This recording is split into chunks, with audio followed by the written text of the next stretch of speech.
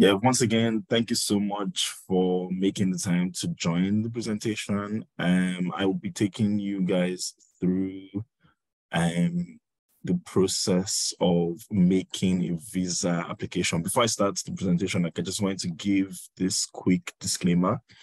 The information that I will be giving would be general guidance information. I cannot give like very specific answers to specific questions because like you guys are from so many different parts of the world and there might be certain peculiarities from where you come from. This should just serve as a general guidance on how to make a visa application to Ireland. So I will be speaking based on the information that is on the Irish immigration website and from my own personal experience as well, because I've gone through this process as well, like having to make a student visa application.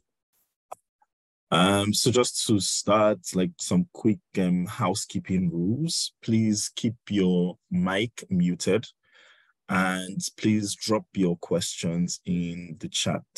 So my colleague Tiago, who is on the call, would be monitoring the chat. So after the presentation, we can go through whatever questions you have and give answers as best as we can.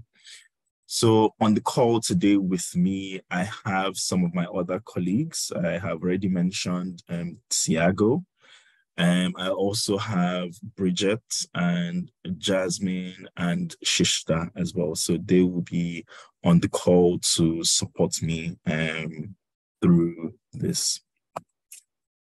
So first thing to note is that not every international student requires a student visa. So there's a way for you to quickly check online. I would share this presentation because it has links to many of those places, but I have put kind of like a summary.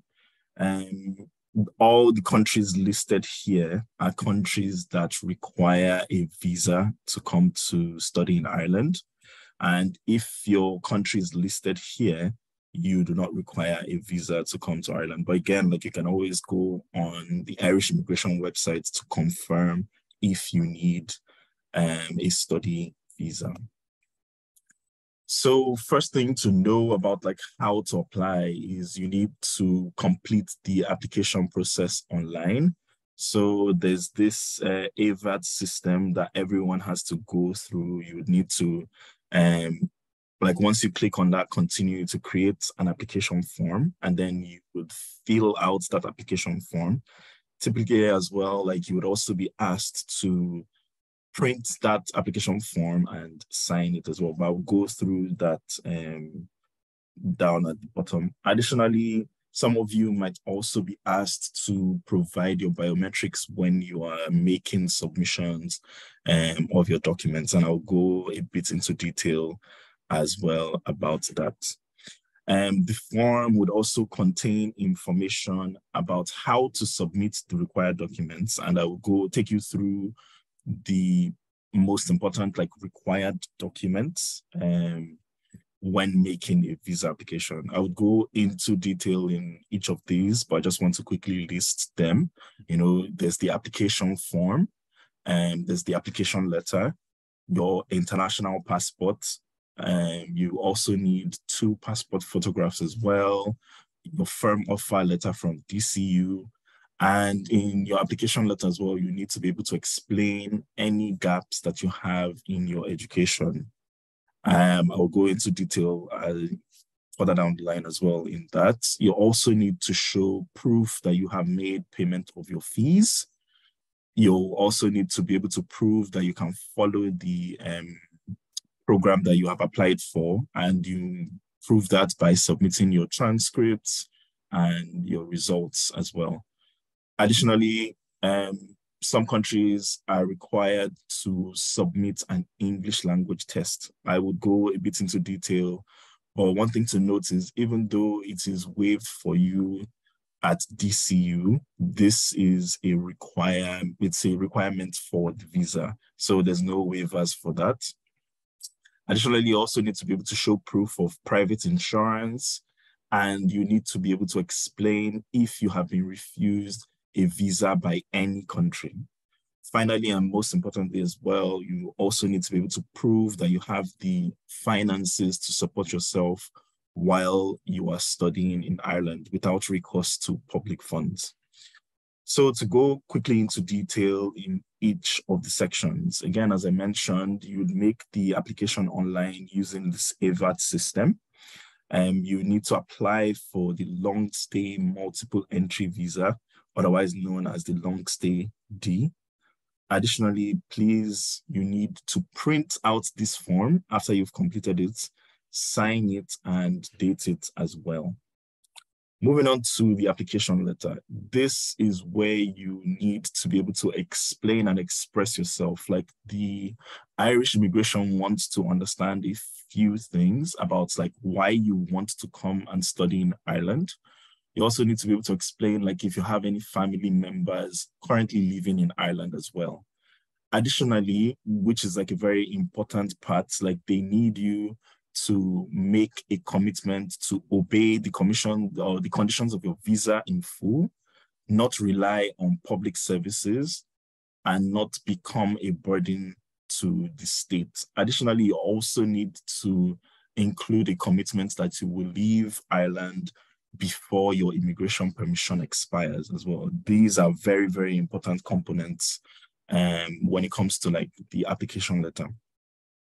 Additionally, you also need to be able to justify if your current course is not related to your past experience. Say, for example, you did something within the sciences and now you want to move to business. You need to be able to explain to them why you have chosen to move and why it is important for your career in that letter. Again, more is better. Like the more information you can give them, the more you can explain your situation, the better your chances of getting the visa application.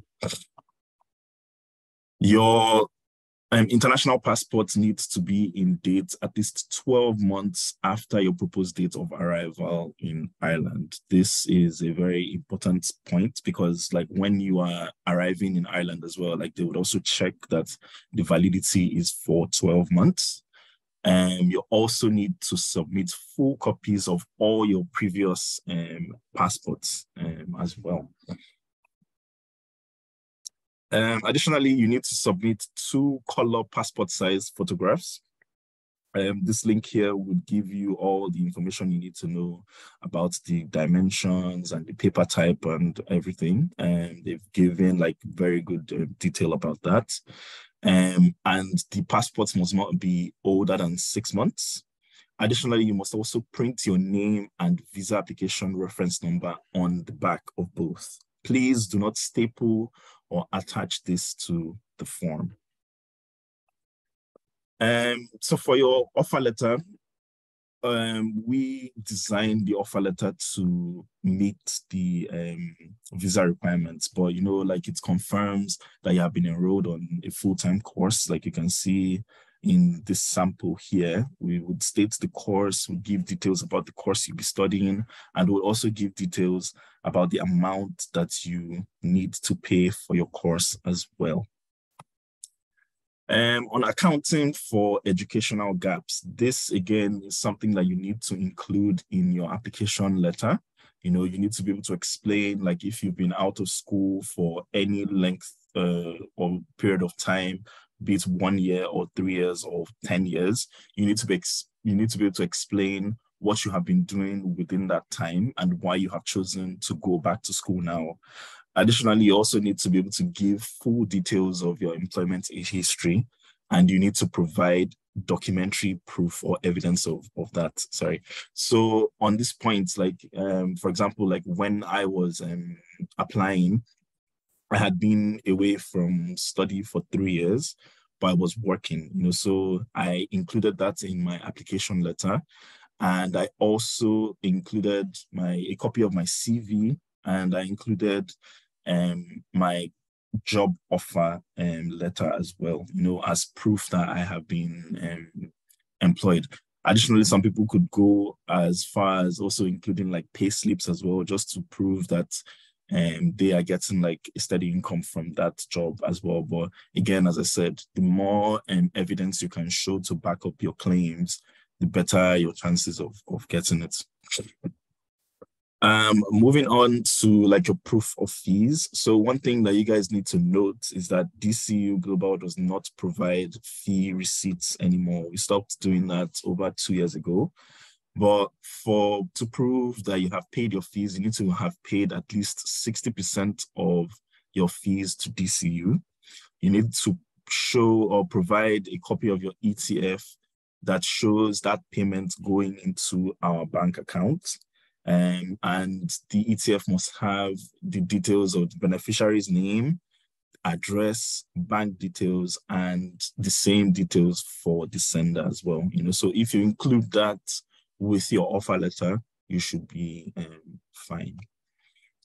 Additionally, you also need to provide evidence that you can follow the chosen course. So if you've chosen that, yeah, obviously you've gotten an offer from the school, but the embassy also wants to understand that you can follow that course. So you prove this by submitting your transcripts and your past results as well.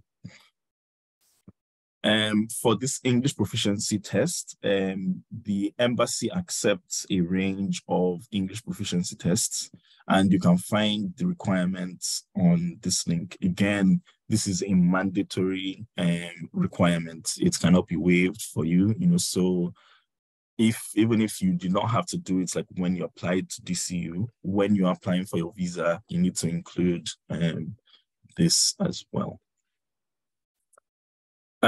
Additionally, you also need to show proof of private health insurance. You must submit proof of private health insurance. Like I've included a link here that goes a bit into detail about what that insurance needs to cover. You must choose a plan that covers, for accidents and or emergencies and hospitalizations in Ireland as well. Healthcare providers who offer plans for international studies include AON, Swisscare, and Study Protect. Like when I was coming to Ireland, I used Study Protect. They are a bit cheaper than most of the other providers, and the process is very, very straightforward. Like you just need to fill out the form and you would get your policy documents in your email, and that would meet the requirements for the visa. Additionally, you also need to explain any previous visa refusals. I think this is one of the major reasons why some students get refused. Like you think you might be smart enough to not let them know if you have been refused a visa.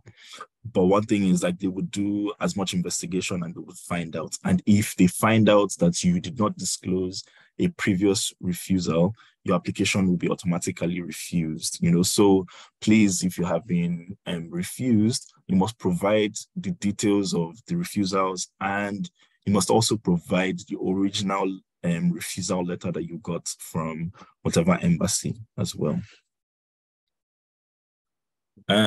So finally, on proof of finances, you must complete this financial summary form. I think this is a new addition that they've added. I think makes sense. Like once you click on this link to download the Word document, and it will ask you a bunch of questions about your finances, like how much you have paid in your fees, how much you have access to. So this document would be like a very good place to sort of like give a quick summary of your finances. You must also show evidence that you have immediate access to at least 10,000 euros for every year that you plan to be in Ireland.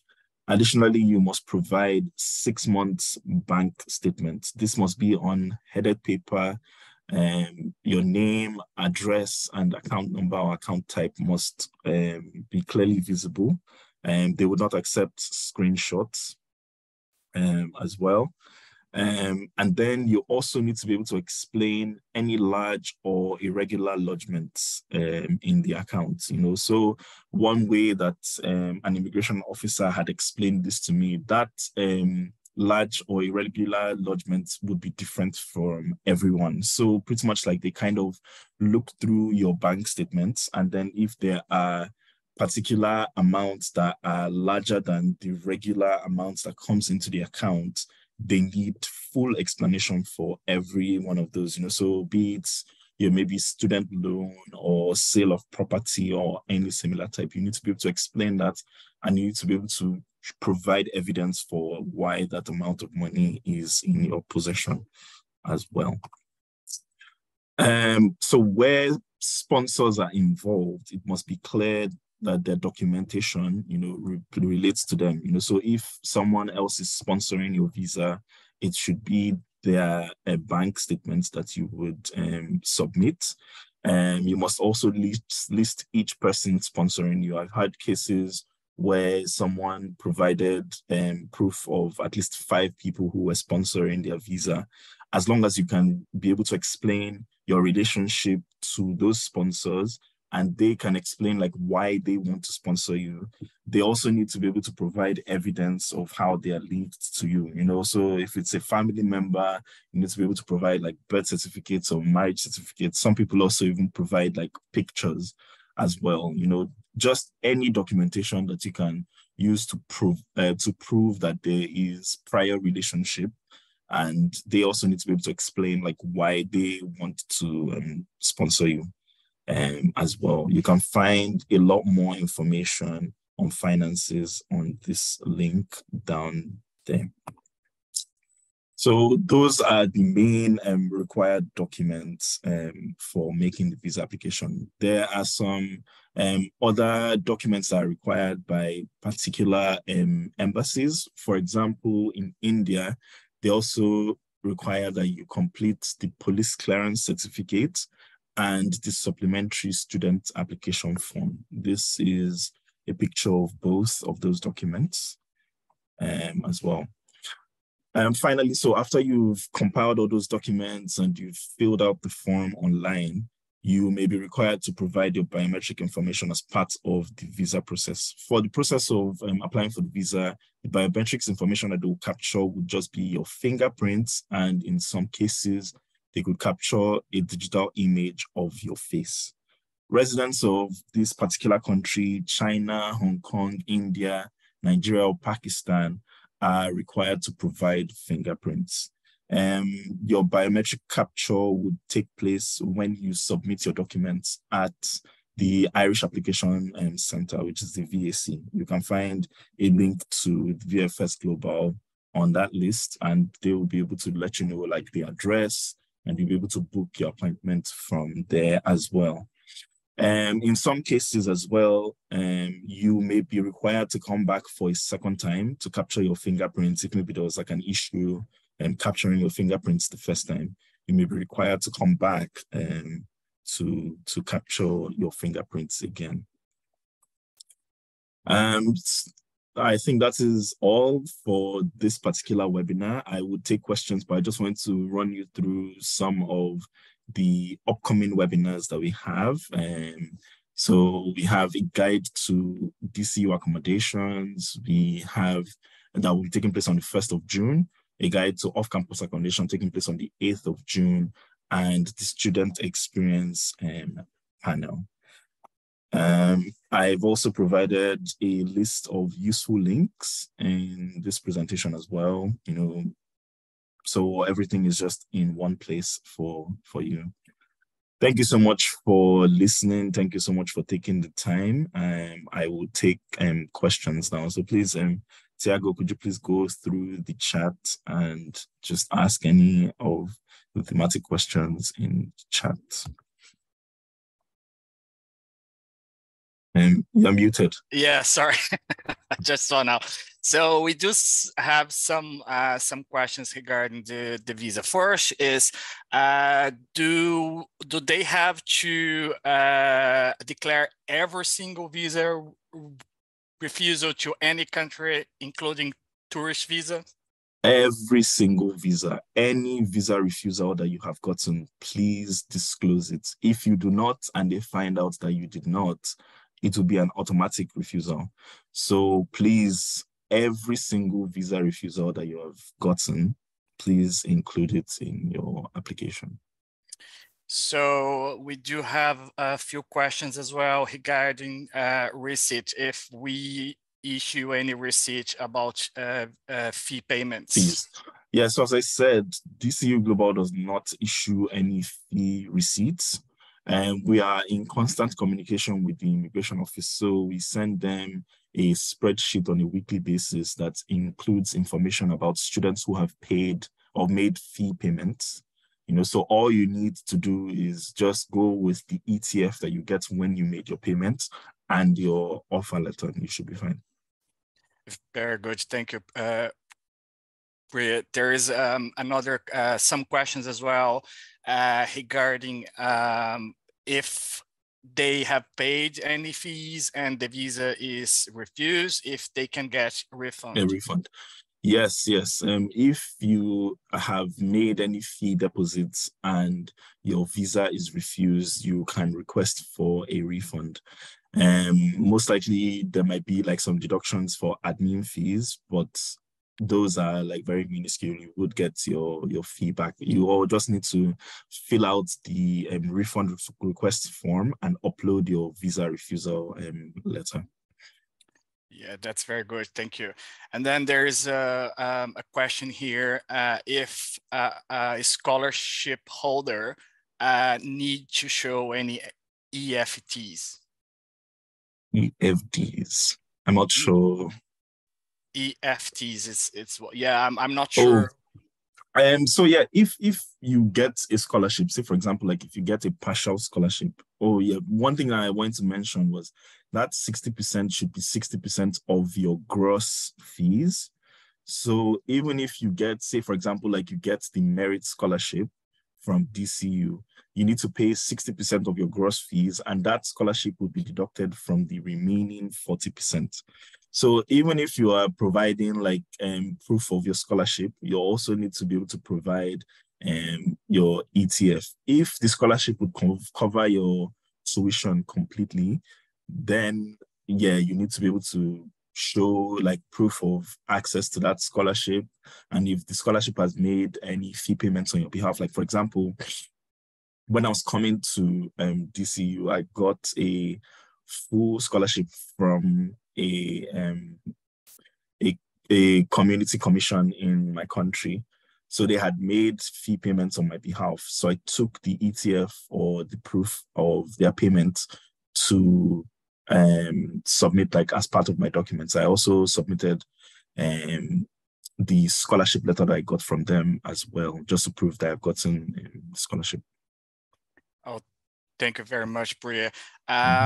Another question is, there is any timeline to declare visa refusals? For example, if it was 20 years ago, 15 years ago, or any time, any visa? I have not found any information about timeline.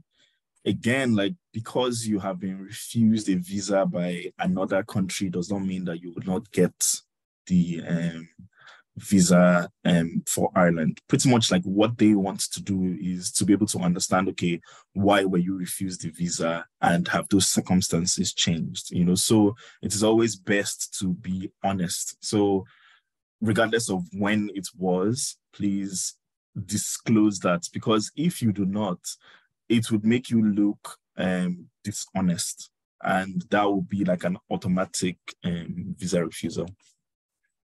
Okay, yeah, thank you, Periye. So there is some questions here regarding, it's a direct message, so it came just to me. When do they have to apply for visa? So you can apply for your visa, I think at least 3 months before you are to arrive. But the minimum that I would say, this minimum varies depending on your area, but please give at least 8 to 6 weeks for the application. Okay, yeah, thank you very much. And there is a few questions here regarding the immigration at the airport. If we know any kind of questions that they could ask, which documents they're going to ask. I assume this is for who is getting the visa on arrival.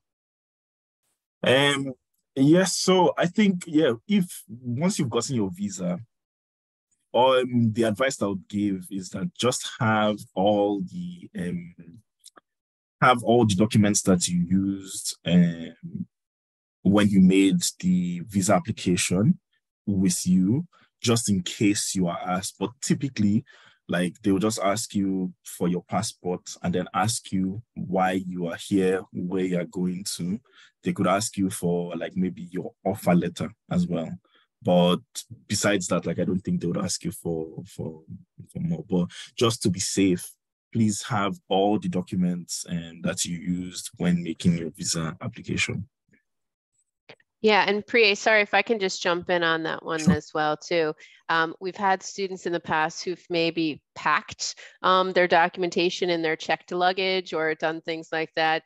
Do make sure that it's all with you on your person in your carry-on luggage, and that you have access to all of those documents, because the immigration officer at the airport has the right to ask you for any of that information.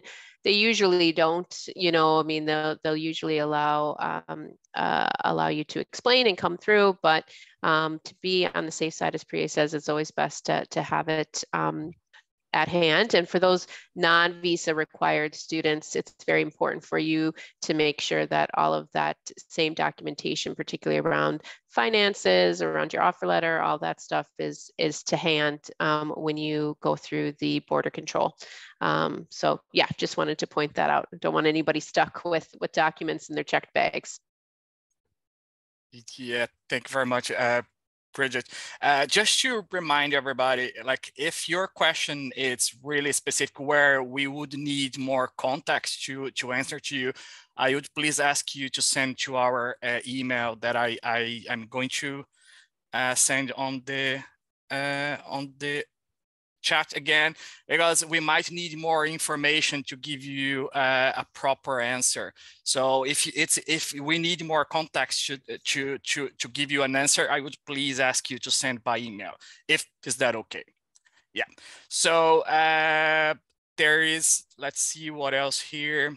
So there is a few questions again about fees. There is a case where they shouldn't pay the full fees plus the deposit, but did not deduct the deposit. So for example, if it was 17,000 the full fees, they paid 17,500. If they would be able to get that 500 actually back. Yes. So once you have arrived at DCU, you can get a refund of that deposit back. Like I remember, I had paid the deposit and paid the full fees.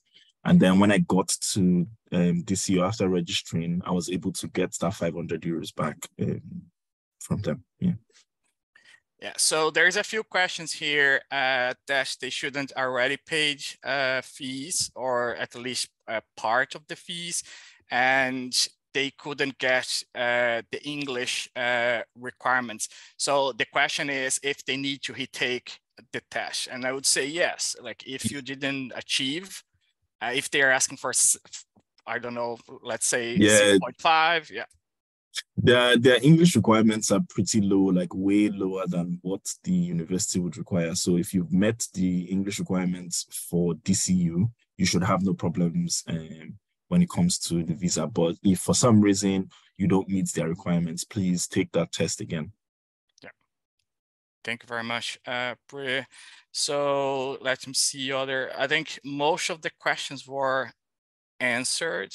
Let's see if I can see anything. So just to, again, a few questions here about the slides, and yes, we are going to send the slide to you guys, so don't worry about that. Yeah, I think I saw a question about like the explaining large amounts or large lodgements of funds. So as I was explaining, like they look at it on a case-by-case basis. So I could give you like an example. Say, for example, I submitted my visa. This example is coming from one of the immigration officers that I met.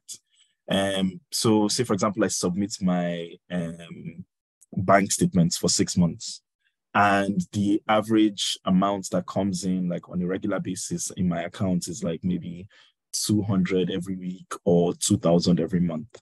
And then there's a week where 400 or 300 euros comes in. That will be classified as like a large lump or a lump sum, so I need to be able to explain why that amount has come, so pretty much like it to be on a case by case basis, just look through your bank statements. If there are any amounts that seem larger than the typical amount that goes into that account, please explain that amount. Yeah, thank you very much, Periye. So there's another question here. Does Ireland issue visa for dependents? So if somebody is an offer holder and is coming to Ireland to study, can his dependents, for example, I suppose, or could actually get the dependent visa? So, like, do they want to come to study for a master's or yes. a PhD? Master's. Yeah, no, Ireland does not allow dependents come to Ireland, like if you're studying a master's on undergraduates. It's only in some cases when you are studying for a PhD and you have to meet certain financial requirements. So Ireland does not allow dependents for masters or undergraduates. Yeah. Thank you very much, Periye. So there's another question here. If somebody is self-employed, so how can he show that he has the funds and to actually to apply for the visa? I cannot go like into detail about like exactly how you'll be able to explain that, but if you are self-employed, you need to be able to provide like any proof. Say, for example, like you have a shop where you sell certain things, you would have like a business registration, for example, and you would have like a company corporate account, or just things that would prove that you have like that income is legitimate and it's coming to you. Yeah, thank you very much, Periye. Can I jump in real quick? Tiago, just one thing I wanted to kind of address. I saw something in there in terms of DCU sort of following up or assisting with visa applications. And I suppose I just want to make one thing clear, which Periye mentioned at the beginning of the presentation, which is that this process, is executed by the Immigration Service Delivery Unit within the Department of Justice, and the university is not involved in this. We can't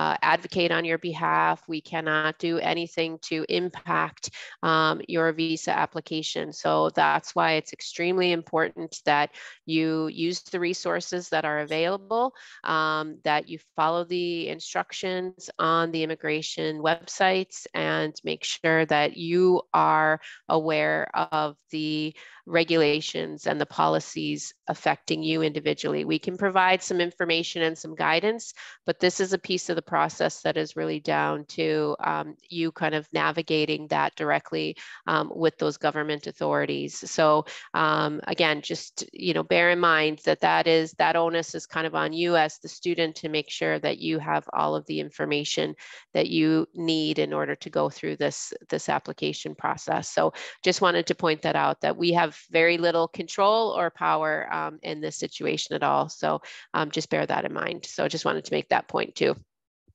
Mm-hmm. Yeah, thanks. So I think just one or two more here that I have. So that's some of the questions are being direct message. So if somebody doesn't have the original degree certificate, if a provisional certificate would be valid for visa?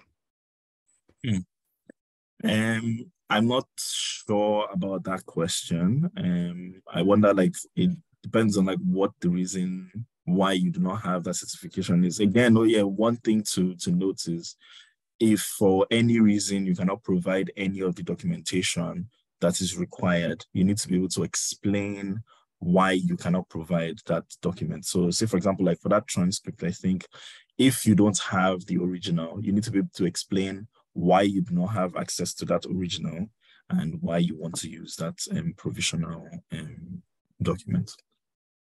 Yeah, thank you very much, Periye. And then there's a few questions here. What are the procedures to register after they are in the country with the immigration? So for that one, like we would do, I think we might do another webinar series that would cover that information. So for now, like we're just focusing on the pre-arrival part of the immigration process. Yeah, very good. Thank you, Periye. So there is a few questions here regarding January intake. Does anybody know by the top of your head what courses we have January intake? At the moment, there are only 2 programs within the Faculty of Engineering and Computing that have a January intake. I'm not sure like what the courses are exactly, but I know they are all within the Faculty of Engineering and Computing, and there's just 2 programs. Yeah, thank you very much, Periye. So there's a few questions here about it's not exactly about visa and if the university provide any transportation from the airport to the university, and the answer is unfortunately no. You have to book your own transportation, and you can get a taxi at the airport, or there is some bus that would go from the airport to the city center. And then there's a lot of questions here regarding fee, how much they have to pay, if they pay. So if your fees is 15,000 and you pay 500 of deposit, you are correct. You just have to pay for 14,500. And there's some of very specific questions coming here in the direct message. And again, I would ask you guys in those cases to send the questions through the email, if is that okay. So I think we answered pretty much everything. All the questions. That's good. No worries then. And so one flash one, Periye, sorry. Sure. They shouldn't apply for visa on the base of a conditional letter? No, it has to be a firm offer. You need to meet the conditions of your offer before you can apply for your visa. Yeah, thank you very much. And there's a lot of questions here about the English test, if they are short in the, I think this is more an admission question. Like, am I correct, Periye? So like, are they asking for the English test for DCU or for like they took the test and they are short in a few points, for example, in one of the components? Yeah, for the admissions one, like, for DCU, I think you need to meet all the requirements of the English language. So if they say there's a general score and each component needs to be a minimum of something, if you do not get any of like one of those components right, then you do not meet the requirements, sadly. Yeah, that's it. Thank you very much, Periye. So there is again some questions here asking about which tests are acceptable. We did send the link of but I can send the link again. The tests and all the points for the score for each one of them. Yeah, so I just sent the link again, guys. I think that's it. Periye, I think and again, guys, if any of your questions got missed here, please send us an email. Is that okay? Yeah, and then we can actually apply for more specific questions. No worries. Thank you, everybody, for listening. Again, like as Tiago said, if you have any more questions after now, please feel free to reach out to us via email. And we'll be more than happy to help out. Thank you once again, and have a good day. Yeah, thank you very much, guys. Thank you very much, Periye. Bye. Bye.